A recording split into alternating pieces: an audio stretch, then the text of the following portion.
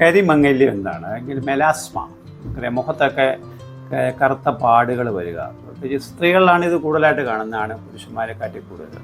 ഇതിൻ്റെ എന്ത് കാരണം എന്ന് പറഞ്ഞാൽ ഹോർമോണൽ ചേഞ്ചസ് ആണ്. ചിലപ്പോൾ ആണെങ്കിൽ സൺ എക്സ്പോഷർ, കൂടുതൽ വെയിൽ കൊള്ളുന്നവർ വരും. ചിലപ്പോൾ ചില ജനറ്റിക് പ്രീഡിസ്പോസിഷൻ ചിലപ്പോൾ കാണിക്കാറുണ്ട്.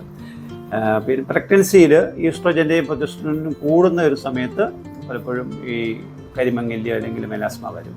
ചില മരുന്നുകൾ, തുടർച്ചയായിട്ടുള്ള ചില മരുന്നുകൾ, പ്രത്യേകിച്ച് മോഡേൺ മെഡിസിൻസ് ഉപയോഗിക്കുമ്പോഴത്തേക്ക് ഈ കരിമങ്ങല്യം വരാൻ സാധ്യതയുള്ളതാണ്.